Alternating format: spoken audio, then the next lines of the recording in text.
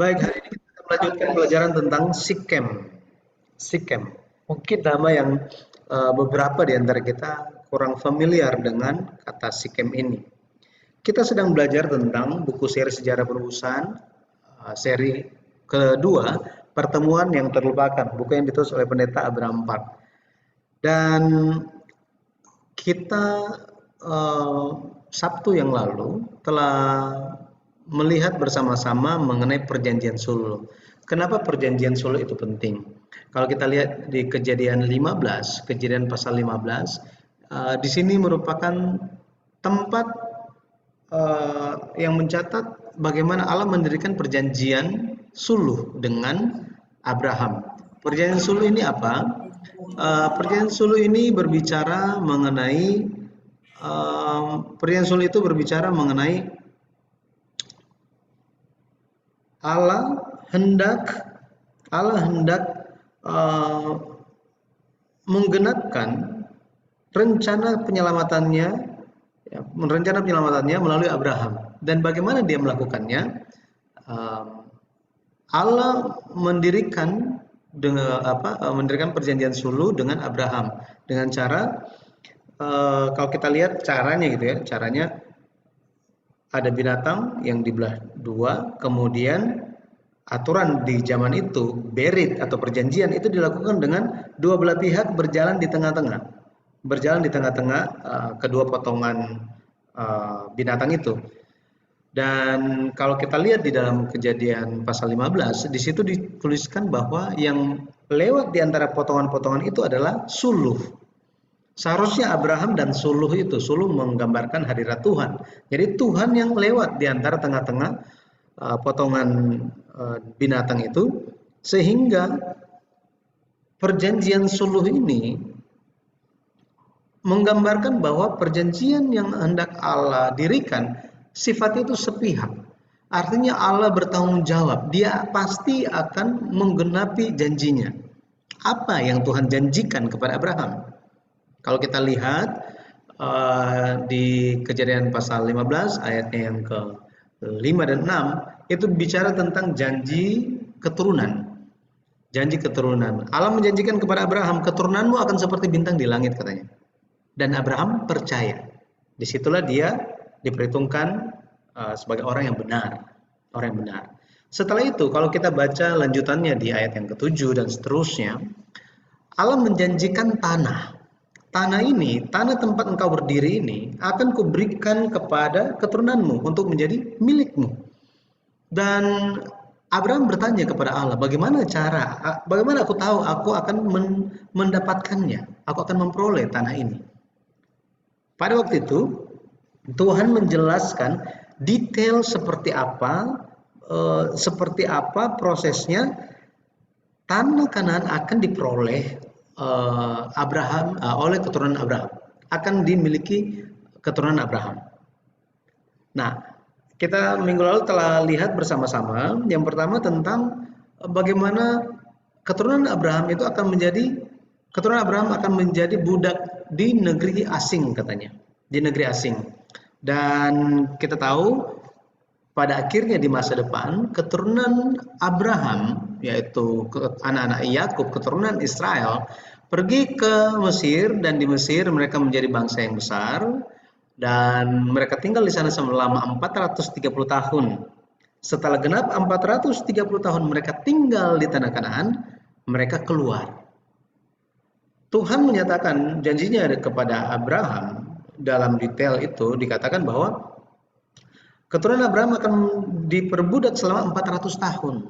Jadi 430 tahun, dari 430 tahun umat Israel di tanah Mesir, 400 tahun diantaranya mereka menjadi budak. Gitu ya, mereka menjadi budak. Terus 30 tahun ini menunjuk kepada apa? Nah, banyak yang mengatakan itu sebagai jangka waktu dari Yusuf masih memiliki pengaruh di Mesir. Nah, jadi pada akhirnya mereka keluar dengan membawa harta benda yang banyak. Dan ini semua tampak ketika orang Israel memberikan persembahan di padang gurun. Waktu Tuhan menyuruh Musa mendirikan kemah suci. Nah, sangat-sangat banyak persembahan yang terkumpul waktu itu. Kita telah hitung Sabtu lalu itu bisa sekitar jumlahnya gitu ya. Kalau kita kuruskan ke zaman sekarang ini, itu jumlah persembahan yang dikumpulkan untuk pembangunan kemah suci di zaman Musa itu sekitar 320-an juta dolar. Jadi sangat-sangat mahal gitu ya, sangat-sangat banyak. Ini merupakan bukti bahwa orang Israel, keturunan Abraham keluar dari tanah eh, dari tempat perbudakan itu dengan membawa harta yang banyak. Nah, kemudian menjadi pertanyaan lagi. Yang menjadi pertanyaan adalah bagaimana mengenai Allah mengatakan keturunan keempat akan kembali, gitu ya. Keturunan keempat akan kembali. Kita lihat bersama-sama bahwa yang kembali itu adalah keturunan keempat. Keturunan keempat ini siapa? Keturunan keempat. Ya, jadi mungkin sebelumnya kita coba lihat ayatnya dulu gitu ya. Sebentar.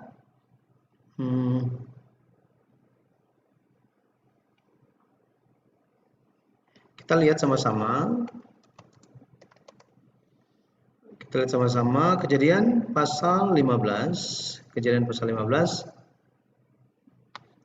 Ya, kita baca ayatnya yang ketiga, ayat yang ke-14. Sorry, ayat yang ke-16. Ayat yang ke-16 dikatakan, tetapi keturunan yang keempat akan kembali ke sini, sebab sebelum itu kedurjanan orang Amori itu belum genap. Ya, dikatakan bahwa keturunan keempat akan kembali. Kalau kita lihat dari ayat-ayatnya, dari ayat yang ke-13 dikatakan, apa yang akan terjadi kepada keturunan Abraham? Mereka akan diperbudak 400 tahun lamanya. Tetapi bangsa yang memperbudak mereka, ayat 14 dikatakan, akan dihukum Allah dan keturunan Abraham ini akan kembali, akan keluar dengan membawa harta benda yang banyak. Ayat 15, Tuhan pause sedikit bicara tentang Abraham, dia akan pergi, ya, dia akan meninggal dengan damai sejahtera katanya, ya, dengan penuh rasa puas gitu ya. Ayat 16 dikatakan keturunan keempat akan kembali ke sini, akan kembali ke sini. Ya, siapa keturunan yang keempat yang menggenapi perjanjian sulu ini? Ya, kalau kita lihat Abraham harus dilihat sebagai titik permulaan dari 4 keturunan. Abraham, kemudian apa? Ishak, Yakub. Setelah itu yang keempat ini, generasi keempat ini adalah salah satu dari 12 anak Yakub. Artinya apa? Salah satu dari 12 anak Yakub itu akan kembali ke Kanaan sebagai tanda penggenapan perjanjian sulu. Nah, mungkin bagi kita yang pertama kali mendengarkan tentang perjanjian sulu ini akan terpikir ini pentingnya apa ini pelajaran ini gitu ya. Perjanjian sulu ini buat apa kita belajar mengenai hal ini? Saudara, ketika kita melihat Alkitab, kita perlu melihat Alkitab itu sebagai cerita tentang kita. Jadi ada dua macam, dua hal ketika kita melihat Alkitab. Alkitab sebagai history. Nah, itu bahasa Inggris artinya sejarah kan. Tetapi history ini kita bisa maknai sebagai his story. Jadi sejarah atau ceritanya dia. Artinya apa? Ceritanya siapa? Cerita Tuhan. Apa yang ingin Tuhan lakukan dalam memuliakan umat manusia. Makanya ada sejarah penebusan. Ini isinya tentang apa sih tema utamanya? Tema utamanya adalah bagaimana Allah hendak menyelamatkan umat manusia. Lewat siapa? Lewat Yesus Kristus. Nah, itu Alkitab dari sisi pertama itu adalah history, ceritanya dia. Tetapi Alkitab juga menjadi my story. Makanya ada lagu hymn yang sangat terkenal, dikatakan di dalam bahasa asli itu dikatakan begini, this is my story, this is my song. Gitu ya. This is my story, this is my song. Pernah dengar itu ya? Artinya apa? Artinya cerita keselamatan dari Allah itu merupakan cerita kita. Cerita kita pribadi, lepas pribadi. Nah, makanya ketika kita melihat tentang proses pemulihan keturunan Abraham, kita pun bisa melihat ini, memaknainya dari sisi kita dipulihkan sebagai anak-anak Abraham. bagaimana kita bisa dipulihkan sebagai anak-anak Abraham. Oke. Nah, jadi dari antara 12 anak laki-laki Yakub, siapakah keturunan keempat?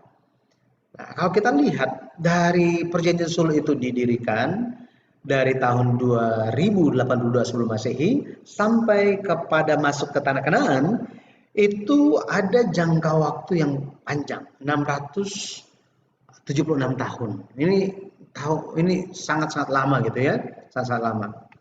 Tetapi kalau kita lihat Yusuf, dia adalah keturunan yang keempat. Ya, dia adalah keturunan keempat. Kenapa? Karena dia yang kembali ke Kanaan. Meskipun dia mati di Mesir, tetap dia kembali ke Kanaan. Nah, coba kita lihat Kejadian 50 ayat 26. Kejadian, kita lihat Kejadian 50 ayat yang terakhir dikatakan begini. Ayat 26. Kemudian matilah Yusuf berumur 110 tahun. Mayatnya dirempah-rempahi dan ditaruh dalam peti mati di Mesir. Kalau kita lihat di sini, Yusuf mati di Mesir. Seolah-olah janji Tuhan atau pelita perjanjian Tuhan itu meredup. Sehingga umat Tuhan melihatnya bahwa yang menjadi pelita bagi kita siapa lagi? Kalau kita perhatikan di dalam Alkitab, pelita itu menunjuk kepada firman Tuhan. Pelita menunjuk kepada roh manusia. Ya, roh manusia. Karena Tuhan berkenan kepada roh manusia yang menerima kehendak Tuhan di dalamnya. Jadi ketika seseorang menerima firman Tuhan di dalam hatinya, maka firman Tuhan yang adalah pelita itu akan menerangi hatinya. Pada akhirnya hidupnya dari orang tersebut akan menjadi pelita. Contohnya adalah Daud.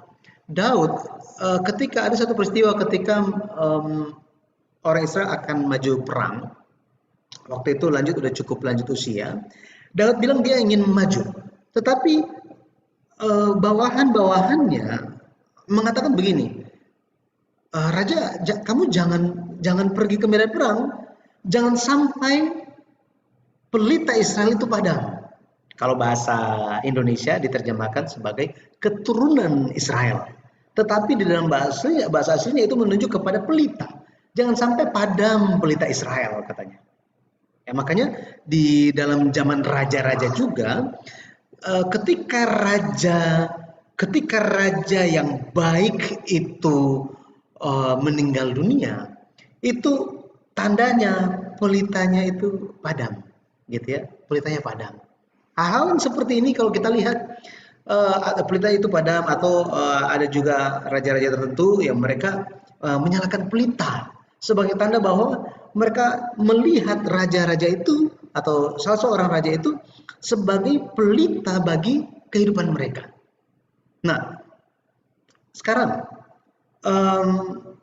Yusuf, dia merupakan sosok yang berpengaruh terhadap iman dari anak-anak Israel, dari keturunan Israel waktu itu. Tetapi sekarang Yusuf sudah tidak ada lagi. Jadi seolah-olah pelita perjanjian Tuhan itu redup. Berapa lama redupnya? Berapa lama? Lama redupnya itu bisa sampai 400 tahun. Lama sekali, ratusan tahun pelita itu padam. Pelita itu menjadi redup. Sehingga orang-orang berpikir, wah, harapan kita bagaimana? Apalagi mereka diperbudak. Wah, ini setan, dari sisi setan itu lihatnya, iblis melihatnya, janji Tuhan, bagaimana mungkin itu akan digenapi? Pokoknya orang Israel harus menjadi budak selama-lamanya di Mesir. Ini yang menjadi tujuan dari iblis. Makanya Firaun ini menggambarkan bagaimana kuasa iblis, gitu ya, kuasa iblis yang ingin menarik dan membuat supaya umat Tuhan itu, keturunan Abraham itu tidak keluar, tidak bebas. Mereka harus tetap di dalam perbudakan Mesir. Di dalam Alkitab Mesir itu melambangkan dunia kan? Melambangkan dunia yang telah jatuh dosa. Nah, hal ini pun penting bagi kita. Tadi saya sudah bilang, penting bagi kita untuk pemulihan kita sebagai keturunan-keturunan Abraham. Kita telah dipanggil dari dunia. Kita sekarang dalam perjalanan untuk kembali ke dalam kerajaan surga. Bagaimana kita bisa bertahan di dalam kehidupan kita, perjalanan kita menuju ke surga? Itu adalah lewat memegang perjanjian Tuhan. Lewat memegang setiap firman hidup. Sehingga kita pun senantiasa ada dalam perlindungan tangan kuat Tuhan. Nah, kita lanjut. Jadi bagaimana janji keturunan keempat akan kembali ke sini digenapi? Ya, bagaimana ini digenapi? Yang pertama, digenapi lewat tahap awalnya ya, digenapi lewat pesan terakhir Yusuf. Apa sih pesan terakhir Yusuf? Kejadian 50 ayat 24 sampai 25. Coba kita lihat. Dikatakan begini, berkatalah Yusuf kepada saudara-saudaranya, tidak lama lagi aku akan mati. Tentu Allah akan memperhatikan kamu dan membawa kamu keluar dari negeri ini ke negeri yang telah dijanjikannya dengan sumpah kepada Abraham, Ishak dan Yakub. Lalu Yusuf menyuruh anak-anak Israel bersumpah katanya, tentu Allah akan memperhatikan kamu. Pada waktu itu kamu harus membawa tulang-tulangku dari sini. Saudara, kalau kita lihat di sini, benar-benar apa? Yusuf telah memandang Eksodus itu dengan iman. Yusuf telah memandang Eksodus keluar dari Mesir dan kembali ke tanah Kanaan. Yusuf telah lihat itu semua dengan iman. Dengan iman. Makanya dia dengan yakin dia akan berpesan kepada saudara-saudaranya, keturunan-keturunan Israel. Ketika Allah melawat kalian, jangan lupa saya, bahwa saya juga serta. Bayangkan kalau kita lihat orang sebelum meninggal dunia, betul ya?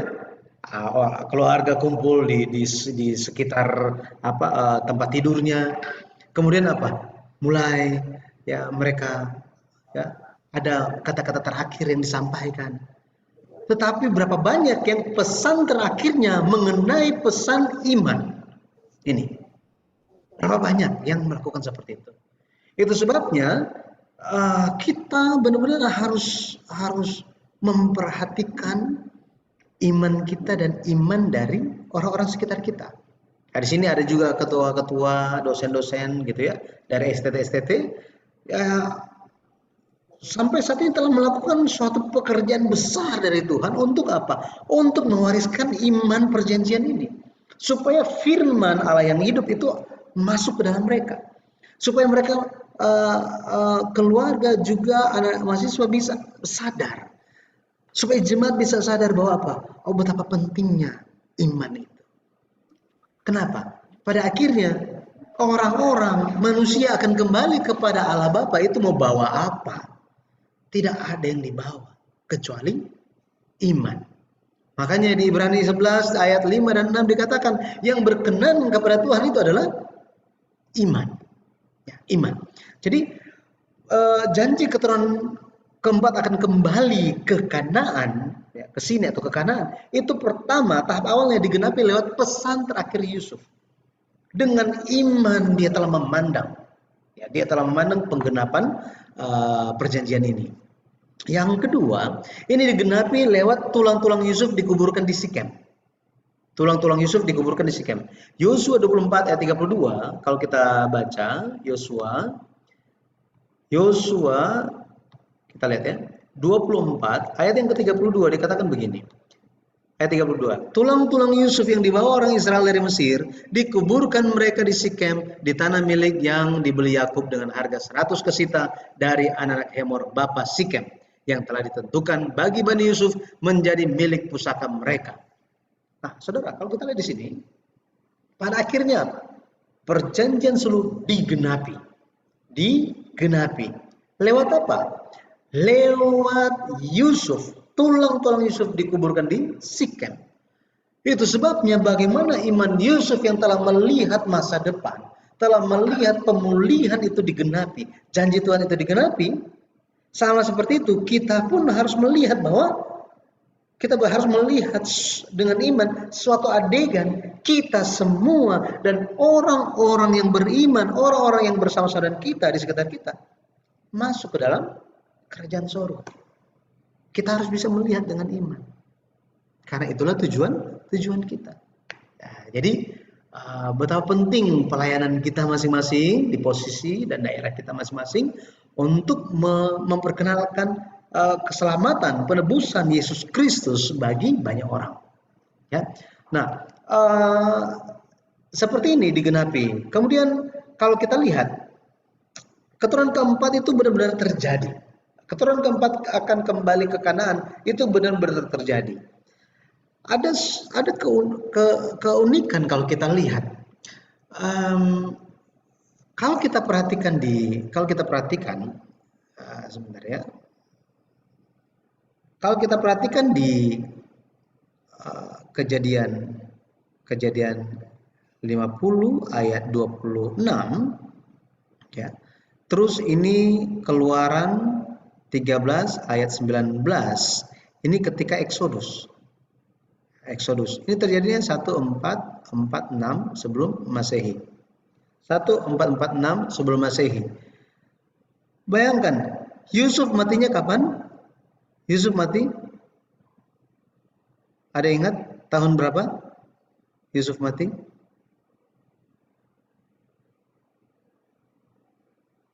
Tidak ada yang ingat? Saya pun lupa, saudara. Ya. Jadi 1876 ini 1876 orang Israel itu atau Yakub masuk ke Mesir, ya. Yakub ke Mesir, kemudian waktu itu 17 tahun kemudian ini Yakub mati, ya. Yakub mati. Ya, kalau kita lihat ini berarti ini 18:6. Ini kita kurangkan gitu ya. Kita kurangkan.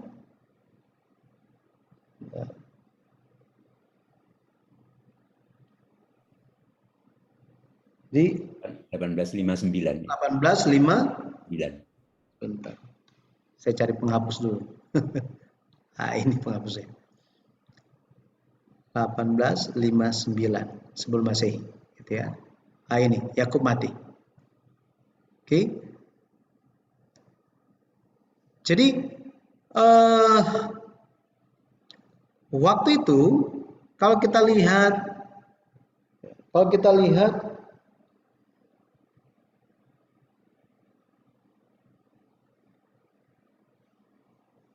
usia gitu ya.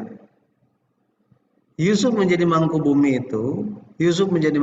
itu umur 40 tahun. 40 tahun. Ya, 40 tahun mangkubumi. Saudara, saya lihat aja nanti ya itu ya, nanti gitu. Vivi. Bentar.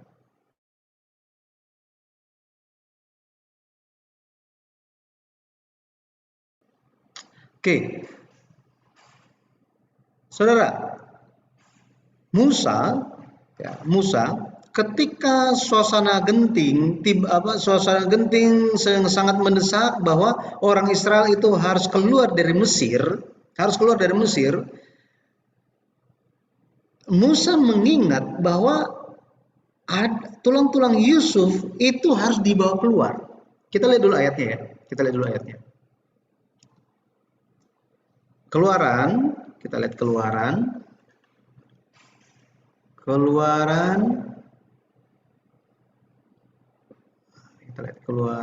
13 ayat yang ke-19. Ayat yang ke-19 dikatakan begini, Musa membawa tulang-tulang Yusuf sebab tadinya Yusuf telah menyuruh anak-anak Israel bersumpah dengan sungguh-sungguh, Allah tentu akan mengindahkan kamu, maka kamu harus membawa tulang-tulangku dari sini. Jadi Musa yang membuat semua itu terjadi. Oke. Ini Yusuf mati itu kapan? Itu 1806 sebelum Masehi. Oke. 1806 sebelum Masehi. Maka kalau kita lihat bagaimana Musa bisa mengingat suatu pesan yang diberikan 360 tahun sebelumnya. Betul ya?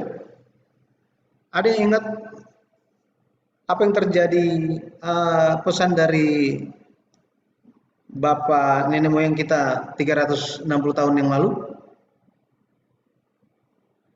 Sulit ya? Sulit untuk mengingat. Musa pun hanya manusia. Akan tetapi Tuhan membuat Musa ingat. Kalau kita lihat, gitu ya. Ini ada di sini ternyata. Kematian Yusuf, gitu ya. 360 tahun Exodus. Setelah itu 56 tahun kemudian tulang-tulangnya dikuburkan di Sikem di tahun 1390 SM. Oke. Nah, jadi Tuhan yang membuat Musa ingat sehingga penggenapannya itu terjadi. Yang kedua yang perlu kita perhatikan adalah kesetiaan orang-orang yang pikul peti Yusuf. Orang yang pikul peti Yusuf itu tidak ada yang tahu namanya. Itu petinya begitu berat untuk dibawa. Catatan sejarah Yahudi, catatan sejarah Yahudi disebutkan bahwa tabut perjanjian itu ya, berjalan beriringan. Peti Yusuf itu jalan beriringan dengan tabut perjanjian katanya. Ya. Maka kita bisa lihat bagaimana kesetiaan orang-orang yang memikul peti Yusuf ini. Kita nggak tahu namanya siapa, tetapi mereka setia, ya, mereka pikul. Bayangkan mereka pikul berapa lama? 56 tahun, bayangkan. 56 tahun mereka komitmen untuk lakukan hal tersebut. Makanya kepada kita hari ini, lewat firman Tuhan kita akan diingatkan tentang janjinya. Tetapi bagi kita pun dituntut untuk ada komitmen kesetiaan terhadap Tuhan. Supaya kita tetap menjalankan ya, janji Tuhan. Ya. Nah, jadi pada akhirnya digenapi. Tetapi ada sesuatu hal yang mungkin kita bisa perhatikan mengenai catatan yang berbeda. Ya, catatan yang berbeda. Yosua, tadi kita sudah baca, Yosua 24 ayat 32 dikatakan bahwa tulang-tulang Yusuf yang dibawa orang Israel dari Mesir, dikuburkan mereka di Sikem, di tanah milik yang dibeli Yakub. Ya, ini dibeli Yakub dengan harga 100 kesita dari anak-anak Hemor, bapak Sikem, dan yang ditentukan bagi Bani Yusuf menjadi milik pusaka mereka. Ini catatan sejarah, kitab sejarah, ya, kitab Yosua. Tetapi dia kan Stefanus, ketika dia penuh dengan kuasa Roh Kudus, dia berkhotbah, dia bilang bahwa apa? Kisah 7 ayat 16 dikatakan, mayat mereka dipindahkan ke Sikem, diletakkan di dalam kuburan yang telah dibeli Abraham dengan sejumlah uang perak dari anak-anak Hemor di Sikem. Kalau kita lihat di sini, kitab Yosua mengatakan tanah Sikem itu dibeli oleh Yakub. Stefanus bilang yang beli adalah Abraham. Itu sebabnya orang yang mencari kesalahan Alkitab, mereka menemukan ini merupakan suatu kesalahan dan mereka menyatakan bahwa Alkitab ada salahnya. Tetapi kita percaya pengakuan iman kita bahwa Alkitab adalah 100% firman Tuhan. Betul ya? 100% firman Tuhan. Coba kita baca, mungkin kalau kita baca kisah 7 ayat 15 sampai 16 akan membuat kita lebih mengerti gitu ya. Kita lihat kisah para rasul pasal 7 ayat 15 dikatakan begini. Ayat 15. Lalu pergilah Yakub ke tanah Mesir, di situ ia meninggal, ia dan nenek moyang kita. Jadi ia di sini menunjuk kepada Yakub, nenek moyang itu menunjuk kepada 12 anak Yakub gitu ya. Nah, tetapi dikatakan apa? Mayat mereka dipindahkan ke Sikem dan diletakkan di dalam kuburan katanya. Padahal apa? Kitab Yosua katakan yang dikuburkan di sana bukan Yakub, bukan juga 12 anak Yakub.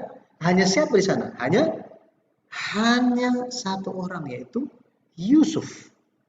Kalau kita baca di dalam Alkitab, di kejadian 33 menegaskan bahwa menegaskan bahwa yang membeli tanah Sikem, ya, membeli tanah Sikem itu adalah Yakub. Coba kita lihat. Kejadian 33 ayat 18 dan 19 dikatakan dalam perjalanannya, ya perjalanannya Yakub ya, dari Padan Aram sampailah Yakub dengan selamat ke Sikem di tanah Kanaan, lalu ia berkemah di sebelah timur kota itu. Ayat 19, kemudian dibelinya lah dari anak-anak Hemor bapak Sikem sebidang tanah tempat ia memasang kemahnya dengan harga 100 kesita. Nah, kalau kita lihat di sini terjadi kontroversi pencatatan. Betul ya? Di kitab Yosua dikatakan tanah Sikem itu Yakub yang beli, Kisah Para Rasul dikatakan Abraham yang beli. Yosua bilang Yusuf yang dikuburkan di Sikem, Kisah Para Rasul bilang Yakub dan anak-anak Israel itu, ya kecuali Yusuf, ya anak-anak Israel itu dikuburkan, gitu ya, dikuburkan di situ. Maka siapakah yang dimakamkan di Sikem? Betul ya? Ini yang menjadi pertanyaannya. Hal yang pertama yang perlu kita perhatikan adalah sejak kapan Sikem itu diberikan kepada Yusuf? Karena itu dikaruniakan kepada Yusuf kan? Kalau kita baca di Kejadian 48 ayat 22 bagian awal, di situ dikatakan Yakub mewariskan Sikem kepada Yusuf. Jadi Yakub dia sudah tua dan sebentar lagi akan mati. Dia berkata kepada Yusuf, sekarang aku memberikan kepadamu sebagai kelebihanmu daripada saudara-saudaramu suatu punggung gunung. Ya, punggung gunung dalam bahasa aslinya itu adalah Sekem. Sekem artinya lereng gunung, pundak atau cepat bangun. Ini Sekem, Sikem, gitu ya. Jadi Yakub memberikan Sikem kepada Yusuf. Ini menjadi kelebihannya dibandingkan saudara-saudaranya. Ayat atau bagian yang kedua, Kejadian 48 ayat 22b dikatakan punggung gunung itu, Sikem itu direbut oleh Yakub dengan apa katanya? Dengan pedang dan panahku dari tangan orang Amori. Kalau kita lihat ini Yakub dia dapat tanah Sikem itu gara-gara dia beli, bukan gara-gara dia perang, betul ya? Tetapi di sini Yakub sementara bernubuat tentang perang yang akan terjadi. Nubuat bahwa Kanaan itu akan direbut dengan perang. Lihat perang. Kejadian 48 ayat 21, nah ini tadi kita sudah baca juga. Jadi kita harus pahami bahwa Sikem itu diwariskan Yakub kepada Yusuf. Nah, dari sekian banyak tanah di Kanaan, kenapa Sikem ini sepertinya muncul dan menjadi suatu hal yang penting? Khususnya apa? Yakub membeli tanah Sikem. Kenapa dia beli tanah Sikem? Ini sehubungan dengan janji Allah kepada Abraham waktu di Sikem. Kalau kita lihat, ya ini merupakan perjalanan Abraham gitu ya. Perjalanan Abraham ini buku yang ke-10. Perjalanan Abraham dari Ur Kasdim, Mesopotamia, kemudian pergi ke Haran, ini nomor 2. Kemudian turun dan di tanah Kanaan, tempat pertama Allah menampakkan diri kepada Abraham dan Abraham memberikan korban persembahan.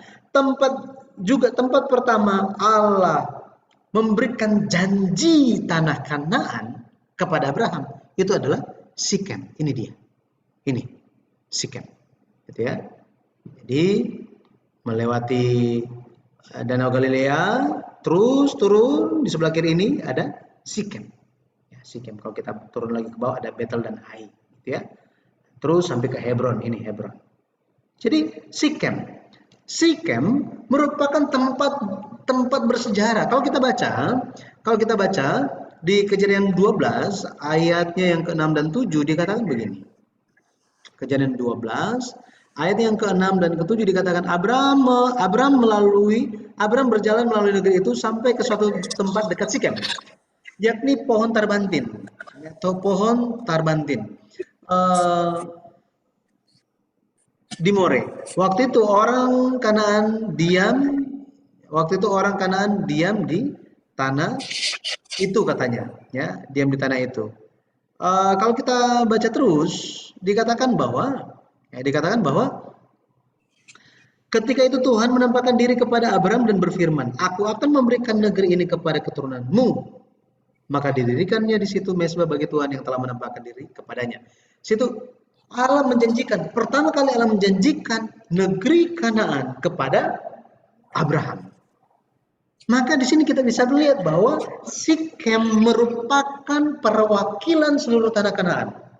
Maka tanah Sikem merupakan tanah yang sangat berkesan, yang sangat sangat bersejarah bagi seorang Abraham.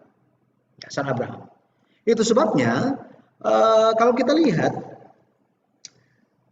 yang makamkan di Sikem itu, yang dikuburkan di Sikem itu cuma Yusuf saja di Sikem. Yakub itu dikuburkan di Gua Makpela. Di mana? Di Hebron. Nih tempatnya kalau kita lihat. Ini Sikem di atas ini. Hebron ini yang nomor 7 dan 10 nih. Sini, Hebron. Ini faktanya. Kenapa? Kenapa Yakub membeli tanah Sikem? Kalau kita lihat itu karena iman. Ini, iman kepada janji Allah yang diberikan kepada Abraham. Sekali lagi, Stefanus hendak menyatakan bahwa Yakub sebenarnya Abraham yang beli, Akan tetapi Stefanus dia menyatakan bahwa Yakub membeli itu dengan iman. Ya, sekali lagi. Sebenarnya kan Yakub yang beli. Tetapi untuk menekankan Abraham, maka Stefanus dengan penuh Roh Kudus katakan bahwa Abraham yang beli. Dan Yakub yang membeli. Yakub pun dikuburkan di Sikem. Karena apa? Karena iman Yakub ini. Ya. Makanya dicatat seolah-olah Yakub pun ada di Sikem. Apakah ada bukti bahwa Abraham itu telah mewariskan iman? Dia telah menyampaikan tentang perjalanan iman dia, janji Tuhan kepada Yakub, cucunya. Apakah ada bukti? Ya. Kalau kita lihat ya, Yakub membeli tanah Sikem itu karena apa? Karena karena dia telah menerima janji. Ini dia. Ibrani 11 ayat 9 dikatakan karena iman Abraham diam di tanah yang dijanjikan itu seolah-olah di suatu tanah asing, dan di situ ia tinggal di kemah dengan Ishak dan Yakub. Jadi Abraham, Ishak dan Yakub tinggal di kemah katanya. Di kemah. Siapa Ishak dan Yakub ini? Mereka yang menjadi ahli waris janji yang satu itu. Janji mana? Janji tentang tanah Kanaan. Faktanya, kalau kita lihat di buku silsilah di kitab Kejadian yang ditulis oleh pendeta Abraham Park, ya.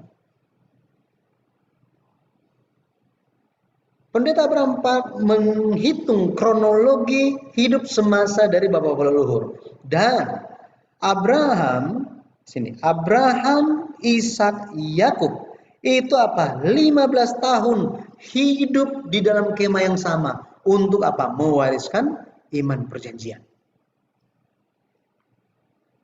Sepertinya saya ada ininya. Oke, coba lihat ini. Nah, ini dia. Oh, nggak kelihatan di sini. Di sini sebenarnya bisa. Ini terpotong, maaf ya, terpotong. Ini bagannya. Mungkin sebagian besar dari bapak-bapak, ibu-ibu sudah ada bukunya gitu ya. Ya, kalau kita lihat di bagan yang kecil ini, Ya, bagian yang kecil ini.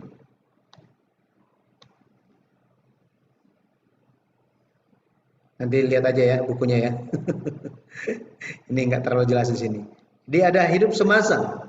Abraham, Ishak, Yakub. Ya, kehidupan semasa. Kehidupan semasa selama 15 tahun. Jadi kalau kita lihat, kita juga pernah ada pengalaman ketika kita pergi ke rumah kakek kita, terus mereka bercerita, kakek dulu, kakek dulu ada ini. Ya, makanya Abraham, Ishak dan Yakub tinggal di dalam kemah yang sama selama 15 tahun. Di sini menggambarkan bahwa mereka itu hidup semasa dan mewariskan perjanjian. Janji tentang apa? Tentang tanah Kanaan. Itu sebabnya kenapa Yakub membeli tanah Sikem? Karena Yakub telah mendengar langsung dari Abraham, kakek dulu, ketika datang taat kepada perintah Allah, kakek jalan, pergilah. Kemudian apa? Sudah nyampe di tanah Kanaan, nggak tahu pergi kemana. Tetapi ketika kakek tiba di tanah Sikem, di tanah Sikem itu Allah menampakkan diri dan Allah kasih janji. Janjinya apa? Kamu lihat tanah ini semuanya, ya, negeri ini. Negeri ini akan kuberikan kepadamu, akan kuberikan kepada keturunanmu. Jangan lupa ini Yakub. Nah, seperti ini. Ya, jadi kita bisa lihat telah terjadi pewarisan iman itu. Kejadian 12 ayat 6 sampai 7 dikatakan di situ. Aku akan memberikan negeri ini kepada keturunanmu. Yakub, jangan lupa. Ya, jangan lupa. Sikem. Nah, ini. Jadi tanah Sikem ini mewakili seluruh tanah Kanaan. Ya. Jadi Abraham pertama kali menerima janji di tanah Sikem. Ini dia ceritakan ya, kepada Yakub, dan hal inilah yang memotivasi Yakub membeli tanah Sikem. Makanya Stefanus mencatat, ya, dia berkata, dia berkhotbah seolah-olah Abraham yang membeli tanah Sikem. Saudara, kalau kita lihat secara konteks kisah pasal 7, dia kan Stefanus itu sementara ngapain sih di depan mahkamah agama? Ini sebelum dia mati kan? Apa yang dia lakukan? Apa inti dari khotbahnya yang begitu panjang dan luar biasa? Intinya satu. Bicara mengenai, dia hendak menegaskan bahwa apa? Yesus adalah keturunan yang dijanjikan itu. Yesus. Dan mengenai Yesus ini sudah dijanjikan lewat siapa saja. Makanya apa? Ceritanya dimulai dari Abraham. Seperti apa? Janji iman itu telah diwariskan dari Abraham ke Ishak, ke Yakub, dan terus-menerus dalam sejarah penebusan sampai digenapi oleh Yesus Kristus. Dia kan Stefanus ingin menekankan bahwa apa? Pewarisan iman itu sudah terjadi dan sudah sangat jelas. Tetapi kalian membunuh dia. Kalian membunuh dia. Nah, makanya sangat tertusuk hati para pemuka agama itu dan membuat mereka membunuh Stefanus. Ya. Jadi kita bisa lihat seperti itu. Kitab suci bersaksi tentang Yesus Kristus, gitu ya. Ya, jadi ya sebelum kita ke sini. Jadi yang pertama tadi kan kita bisa lihat bahwa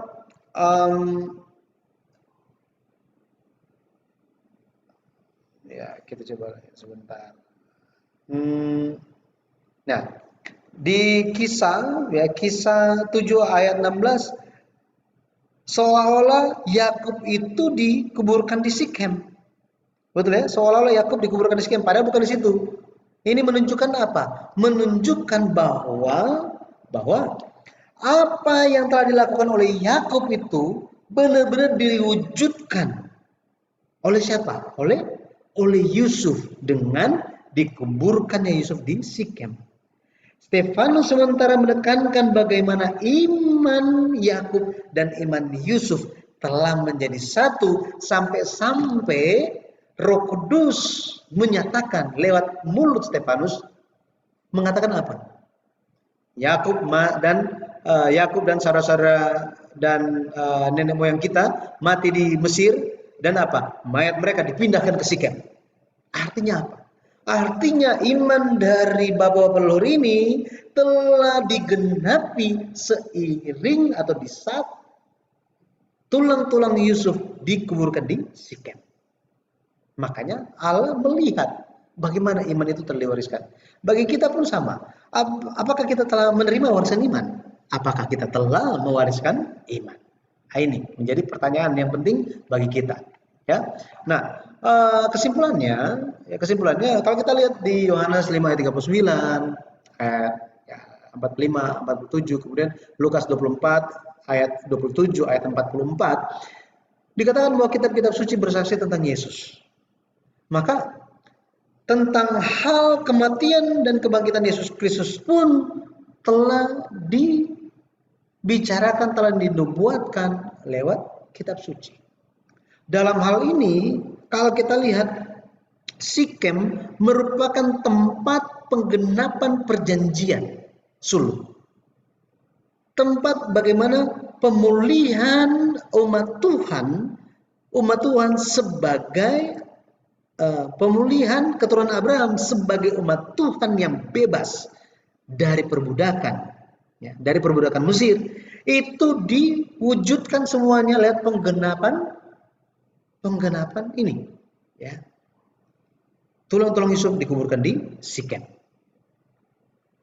Maknanya apa?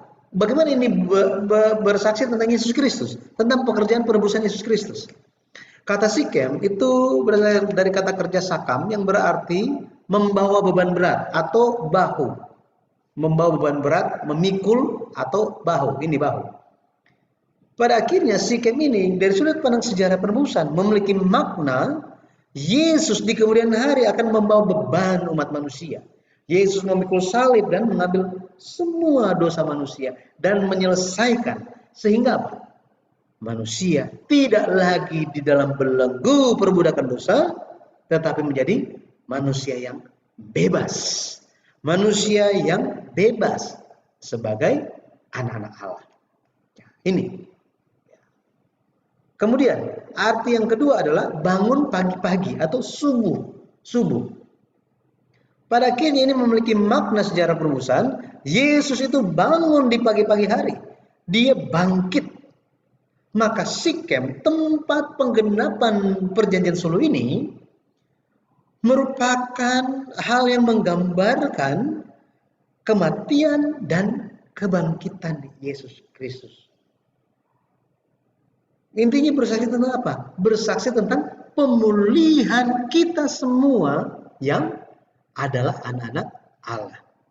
Jadi pada akhirnya bagi kita hari ini, semoga kita menjadi anak-anak Tuhan yang menerima firman Tuhan sebagai janji bagi kita. Dan kita pun perlu untuk menggenapinya. Meskipun janji Tuhan itu seolah-olah sepertinya gitu ya, lama untuk digenapi. Tetapi ketika kita bersandar, kita terus bertahan sampai akhir, pasti Tuhan akan membuat kita bertahan dan menggenapi janjinya. Yang ingin Tuhan genapi apa sih? Supaya kita bisa kembali ke surga. Kembali ke surga. Caranya cuma dua. Iya kan? Yang pertama mati dan bangkit. Yang kedua, misalnya kita masih hidup dan Tuhan datang kembali, kita akan diubah dalam sekejap mata. 1 Korintus 15 ayat 51 bicara mengenai hal itu kan. Jadi marilah kita percaya dan menantikan janji Tuhan ini. Kalau kita baca di kitab Ibrani berapa? Ibrani 9 ayat 27 28 dikatakan bahwa Tuhan akan menganugerahkan, ya, upah kepada mereka yang menantikan Dia. Jadi betapa penting bagi kita menantikan pengenapan janji Tuhan. Lebih dari itu, mari kita mengenapi janji Tuhan di dalam kehidupan kita. Amin. Saya berdoa dalam nama Tuhan Yesus Kristus kita terus mencari tahu kehendak Tuhan, dan sedikit demi sedikit kita coba untuk menerima warisan iman itu.